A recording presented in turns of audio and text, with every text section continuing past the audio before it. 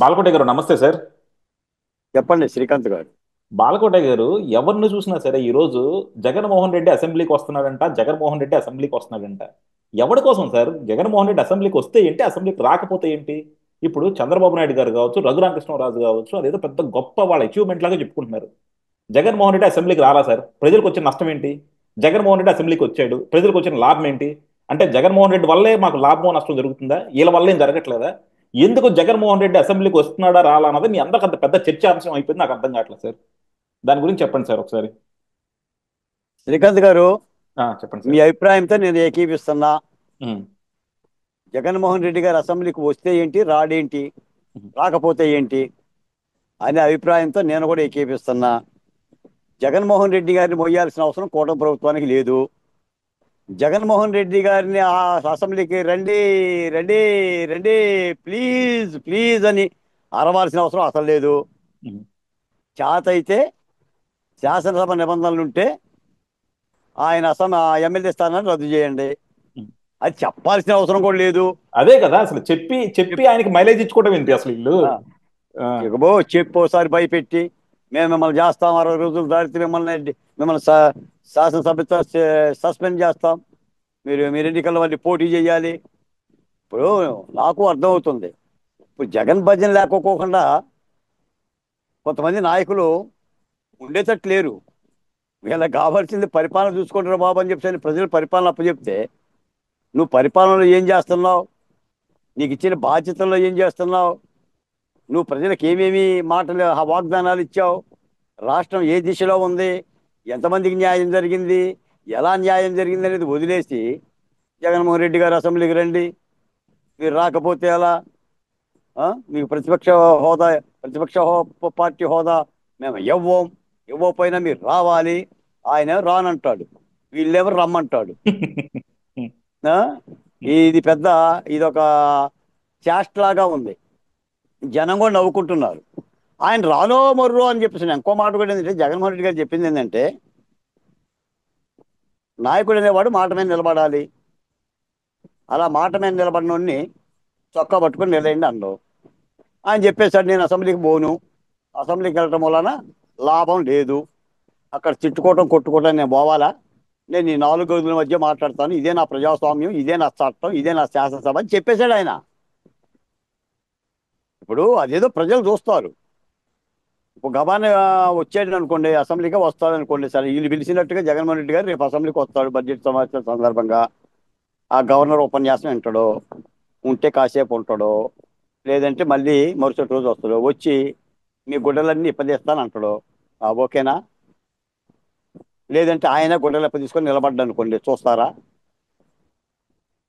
ఏది ఏది అవసరం అండి? ఇప్పుడు నిజానికి ఏంటంటే జగన్మోహన్ రెడ్డి గారు మాట మీద కట్టుబడతాడని నేను అనుకుంటున్నా. అసెంబ్లీకి పోడు అని నేను అనుకుంటున్నా. ఎందుకంటే ఆయన మాట అంటే మన శివగామి లాగానే మాటే శాసనం కదా జగన్మోహన్ రెడ్డి గారికి. మరి గత 8 మాసాలుగా అసెంబ్లీకి పోకుండా పదే పదే అసెంబ్లీలో ఏముంది, మా పోవాల్సిన అవసరం లేదని చెప్పి ఆయన మాట్లాడిండు. కొత్త ఎమ్మెల్యేలు అందరూ కూడా ఉపలాటంతో, సార్ మీరు ఒకసారి ఆలోచించండి సార్, నేను పవిత్రమైన అసెంబ్లీలోకి అడుగు పెట్టలేకపోతున్నాం, మీ నిర్ణయాన్ని మార్చుకుని బతిలాడిన వాళ్ళు ఉన్నారు. లేదు లేదు, నేను పోను, మీరు బొమ్మకండి అని చెప్పి చెప్పిండు. మళ్ళీ ఇప్పుడు ఏదో అసెంబ్లీకి ఆయన ఏదో వస్తారని చెప్పి అని వైఎస్ఆర్ కాంగ్రెస్ పార్టీ కంటే తెలుగుదేశం పార్టీ శ్రేణులు చాలా ఆనందపడుతుంది. అదే వీళ్ళు రా పండగ రా చేసుకుంటున్నారు. రా అని ఉమ్, పండగ చేసుకుంటున్నారు. నేను డిబేట్లో ఒక తెలుగుదేశం పార్టీ అధికార మహిళా ప్రతినిధి అంటుంది, జగన్మోహన్ రెడ్డి గారు శాసనసభకి అసెంబ్లీకి వస్తారంట కదంటే సంతోషం కదండి అలా వస్తే అంటుంది. ఉమ్. మేము తెలుగుదేశం పార్టీని అర్థం కాదా, నాకు వైసీపీ పార్టీని అర్థం కాదు. ఆ, జగన్మోహన్ రెడ్డి గారు శాసనసభకు వస్తే ఆమెకేంటో సంతోషం నాకు అర్థం కాదు. ఉమ్. మరి ఆమె ఏం సామాజిక వర్గం నాకు తెలియదు. కానీ ఇది ఏంటంటే ఒకవేళ జగన్మోహన్ రెడ్డి గారు అసెంబ్లీకి వెళ్తే వెళ్ళవచ్చు, అసలు అసెంబ్లీకి వెళ్ళాలా లేదా అని చర్చ పెట్టడమే జగన్మోహన్ రెడ్డి గారి యొక్క తప్పు. అది ప్రజలకు అర్థమవుతుంది. ఎమ్మెల్యేగా ఉన్నవాడు, ఒక రాజకీయ పార్టీ పెట్టుకుని అధ్యక్షుడిగా ఉన్నవాడు, మాజీ ముఖ్యమంత్రిగా ఉన్నవాడు అసెంబ్లీకి వెళ్ళకపోతే గేదెల దగ్గర పోతారా? ఎక్కడ పోతారండి శ్రీకాంత్ గారు? ఉమ్. అది ప్రజలు ఆలోచించరా? అసెంబ్లీకి పోని వ్యక్తి రేపు పొద్దున ఎన్నికల్లో నువ్వు పోటీ చేసి మళ్ళీ ఏమడుగుతావయ్యా అంటే నువ్వు ముఖ్యమంత్రిగా ఉంటేనే అసెంబ్లీకి పోతావా? అంటే ముఖ్యమంత్రి పదవి లేకపోతే అసెంబ్లీకి పోవా? అది ఎంత అప్రదిష్ట ఒక రాజకీయ పార్టీ నాయకుడికి. అది జగన్మోహన్ రెడ్డి గారికి తిరిగి బంతి గోడకు తగిలినట్టుగా తిరిగి ఆయనకి తగలదా? వీళ్ళు మెదలకుండా ఉండాలి. ఆయన వస్తాడో రాడో తర్వాత సంగతి వదిలేయాలి. అసలు ఆయన ఎక్కడ నిలబడ్డా సరే నీ గుడ్డలు ఎప్పదీస్తా, నీ గుడ్డలు ఎప్పదీస్తా, నిన్ను లోపలేస్తా, అరే ఎస్పీ నీ సంగతి చూస్తా, అరే సిఐ నీ సంగతి చూస్తా, అరే ఎస్ఐ నిన్ను నీ సంగతి చూస్తా అని మాట్లాడుతున్న మాటల సంగతి ఏంటి అనేది ఆలోచించాలి వీళ్ళు. దానికన్నా చట్టపరిధిలో చర్యలు ఉండయా? అలా ప్రేలాపన చేస్తూ వైసీపీ కార్యకర్తల్లో ఉన్న కొంతమంది ఉగ్రవాదుల్లో తీవ్రవాదుల్లో ప్రోత్సహించి ఒక ఉన్మాదంగా తయారు చేస్తున్నాడు. ఇది ప్రజాస్వామ్యానికి అవలక్షణం కదా. మరి దీని మీద చర్యలు ఏంటి? నేను మాట్లాడుతూ శ్రీకాంత్ గారు పోలీస్ అధికారులని గొడ్డలెప్పదిస్తానన్నాడు. ఐపీఎస్ ఆఫీసర్లని వాళ్ళేం చెట్ల కింద చదువుకున్న వాళ్ళు కాదుగా. అందరూ ఐఏఎస్లు ఐపీఎస్లే కదా, అధికారులే కదా. నీ ప్రభుత్వ పరిపాలనలో కూడా ఆ పోలీసులేగా పనిచేసింది. మరి వాళ్ళని అన్నప్పుడు ఆ డీజీపీ ఏమి నోటీస్ అన్న ఇవ్వడండి? పోనీ ప్రభుత్వంలో ఉన్న పెద్దలు ముఖ్యమంత్రి కానీ లేదా మంత్రివర్గం కానీ సంబంధిత హోంమంత్రిత్వ శాఖ కానీ సంజాయిషి అడగరండి? దాని మీద ప్రజావాజ్యం కింద ఏదైనా కేసు వేయకూడదండి? ఇప్పుడు నీకేమవుతుందంటే జగన్మోహన్ రెడ్డి గారు అలా మాట్లాడుతుండేసరికి సోషల్ మీడియాలో ఏం చేస్తున్నారు వైసీపీ వాళ్ళు? పవన్ కళ్యాణ్ గారు కుంభమేళా పోయినా కూడా ఆయన పొట్ట మీద వ్యాఖ్యానాలు చేస్తున్నారు, ఆయన మెడలో ఉన్న జంజం మీద వ్యాఖ్యానాలు చేస్తున్నారు, సిక్స్ అలా ప్యాక్స్ లేదని మాట్లాడుతున్నారు. అలా కదండి ఎవడు మరి. ఆగట్లేదుగా. మరి వీళ్ళంతా జగన్మోహన్ రెడ్డి పొట్టాడని ఆ రోజు అన్నప్పుడు ఏమైంది? మరి అది కూడా అంతే కదా. కాదండి, నువ్వు చర్య తీసుకుంటే కదా. ఉమ్, నేను ప్రేరేపిస్తున్నా నా కార్యకర్తలని అననరానని ఆయన డైరెక్ట్గా చెప్పాడు. మీ ఉమ్. చేతి మనకి టీవీ 5 లేదు, ఈటీవీ లేదు, మహాన్యూస్ లేదు, ఈనాడు లేదు. మీ సాక్షి చేతిలో లేదు, ఉన్న సెల్ ఫోనే ఆయుధం. సాక్షి లేదు, టీవీ 9 లేదు, సాక్షి ఉందలేండి. ఎన్టీవీ మీ లేదు. చేతిలో ఉన్న సెల్ ఫోనే ఉమ్, ఆయుధం. మీరు ఉమ్, ఫేస్బుక్లో ఓపెన్ చేయండి, యూట్యూబ్ ఓపెన్ చేయండి, వాట్సాప్లో ఓపెన్ చేయండి, ఉమ్, సోషల్ మీడియాని అస్త్రంగా చేసుకోండి అని చెప్తుంది. నిన్న కోర్టు కూడా ఇచ్చింది. ఉమ్. సోషల్ మీడియాలో మీరు ఇష్టానుసారంగా వ్యాఖ్యానాలు చేస్తే ఇది రేపు పొద్దున ఎటువంటి పరిస్థితికి దారితీస్తుంది, ఇది ప్రేరేపిత ఒక విధమైన వాతావరణాన్ని క్రియేట్ చేస్తుందని చెప్పి సోషల్ మీడియా మన వర్రా రవీందర్ రెడ్డి కేసులో అంటుంది. ఆ? మరి దాని మీద ఒక చట్టం తెచ్చి ఆ సోషల్ మీడియా హననాన్ని జగన్మోహన్ రెడ్డి గారు మాట్లాడుతున్న ఈ యొక్క దూషణల్ని, ఈ హెచ్చరికల్ని, వార్నింగ్లు కూడా నువ్వు కంట్రోల్ చేయలేకపోతే ప్రభుత్వానికి ఏంటంటే బాధ్యత? చూసిన వాళ్ళు ఏమంటున్నారు తెలుగుదేశం వాళ్ళు, వాడు వస్తే మళ్ళీ కొడతారంట, వాడు వస్తే మళ్ళీ కొడతారంట అని చెప్పి వీళ్ళు భయపడుతున్నారు. చాలా మంది కూడా మీకు తెలిసే లేదో, నేను రెగ్యులర్గా ప్రతి ప్రధానమైన ఛానల్లో ఉంటా. జనసేన తెలుగుదేశం పార్టీ అధికార ప్రతినిధులు ముఖ్యంగా జనసేన వాళ్ళు అంటున్నారు మళ్ళీ అతను వస్తే ఏంటి పరిస్థితి అని అడుగుతున్నారు వాళ్ళే. అసలు 8 నెలలకే మళ్ళీ జగన్మోహన్ రెడ్డి గారు వస్తే పరిస్థితి ఏంటి అనే మాట రాకూడదు కదా. ఇప్పుడు మీరు జగన్మోహన్ రెడ్డి వెనక ఎందుకు పడాలి? ఆయన భజనకి పరిపాలన, ఇప్పుడు ప్రజల పరిపాలన ఇచ్చారు జగన్మోహన్ రెడ్డి, అసలు ప్రజలు శిక్షించారు. ఇంకా ఈ కూటమిలో ఉన్న నాయకులకు అంత అవసరం ఏముందండి నేను అడుగుతున్నాను. తెలుగుదేశం వాళ్ళకి కానీ లేదా మరో రాజకీయ పార్టీ కానీ జగన్మోహన్ రెడ్డి గారి గురించి తిట్టాల్సినంత అవసరం ఏముంది? ప్రజల కంటే పెద్ద శిక్ష వేస్తారా? 151 సీట్లతో 11 సీట్లు కుదేలు చేశారు కదా. మీరు పరిపాలన మీద దృష్టి పెట్టాలి. ఆయన పాడుకుంటాడో ఆడుకుంటాడో ఆయన పని ఆయన చేసుకుంటాడు. ఈ విధమైన ప్రేరేపణ చేసినప్పుడు కనీసం ఒక నోటీస్ ఇవ్వగలగాలి. నేను నెత్తి నోరు మొత్తుకున్నాను శ్రీకాంత్ గారు. ఆ పులివెందులో ఒక ఎస్టీకి సంబంధించిన డిఎస్పీని పిలిచి మురళీ నాయక్ని, రేపు మేము అధికారంలోకి వస్తాం నీ సంగతి చూస్తాం అన్నాడు ఒక ఎస్టీ నాయక్ని.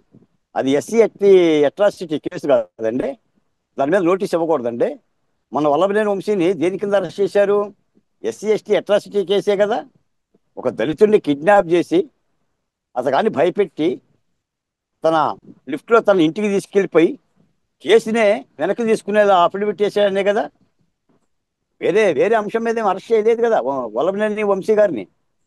ఆ గన్నవరం కార్యాలయం మీద దాడి చేసినందుకో, పట్టాభి గారి మీద దాడి చేసినందుకో, భువనేశ్వరి దేవి గారిని తిట్టినందుకు అరెస్ట్ చేయలేదు కదా.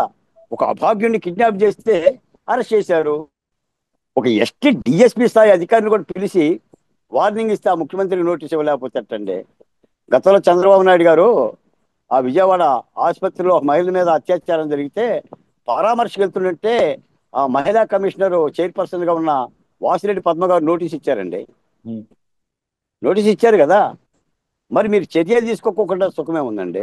అందుకని అసెంబ్లీకి వెళ్తే జగన్మోహన్ రెడ్డి గారిని ఎవరు వెళ్ళొద్దని అనలా. ఆయనకి వెళ్ళే అర్హత ఉంది. ఆయన ఎమ్మెల్యేనే. ఆయన ఒక రాజకీయ పార్టీకి నాయకుడే. 11 మంది ఉన్నా 10 మంది ఉన్నా ఆ 10 మందికి ఆయన సభానాయకుడే. ప్రతిపక్ష హోదా ఉండా లేకపోయినా ఆయన పాత్ర ఆయన నిర్వహించుకోవచ్చు. గతంలో కూడా మీకు జనసేన పార్టీ ఉంది.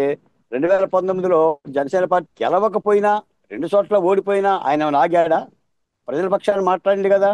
అమరావతి మీద మాట్లాడిండు, పోలవరం మీద మాట్లాడిండు, ప్రత్యేక హోదా మీద మాట్లాడిండు, జగన్మోహన్ రెడ్డి గారి అరాచకాల మీద మాట్లాడిండు, చంద్రబాబు నాయుడు గారితో పాటు కలిసే మాట్లాడాడు కదా. సీట్లు ఇవన్నీ ఆయన కూర్చున్నాడా? ఆయన పని ఆయన చేసుకుంటాడు. మరి వీళ్ళు ఎందుకు ఈ జగన్మోహన్ రెడ్డి గారి వెంట పడుతున్నారో నాకు అర్థం కావట్లా. అందుకని ఇక్కడ అంశం ఏంటంటే జగన్మోహన్ రెడ్డి గారు అసెంబ్లీ తెలుగుదేశం పార్టీ కానీ కూటమి ప్రభుత్వాన్ని కానీ అనవసరం అని నేను చెప్తున్నా. రఘురామకృష్ణరాజు గారు కూడా చెప్తున్నా. రఘురామకృష్ణరాజు గారు అయితే అదే పని. ఆయన జగన్మోహన్ రెడ్డి గారి పేరు లేకపోకుండా ఆయన అసలు రోజు గారి గడిచేటట్టు లేదు. నువ్వు వస్తావా, నువ్వు వస్తావా, నువ్వు వస్తావా. కుంభమేళా పోయినా జగన్మోహన్ రెడ్డి గారి జ్ఞాపకాలే చేసుకుంటున్నాడు ఆయన. మరి ఆయన ఏమన్నా అసెంబ్లీకి వచ్చి ఏదైనా చేద్దామని ఒక వ్యూహరచన ఏమన్నా చేసుకున్నాడేమో. ఆ? ఆయన ఆయన ఒకవేళ రాగానే ఆయన వ్యూహరచన చేసిన చంద్రబాబు గారు ఒప్పుకోరుగా ఒకేలా. మరి ఆ పరిస్థితి. అందుకని జగన్మోహన్ రెడ్డి గారు కూడా ఇవన్నీ అర్థమైనాయి అండి. జగన్మోహన్ రెడ్డి గారు జగన్మోహన్ రెడ్డి గారు అసెంబ్లీకి పోను అని ఎందుకన్నాడంటే ఇవన్నీ కూడా చాలా పైశాచికంగా ఉంటుంది.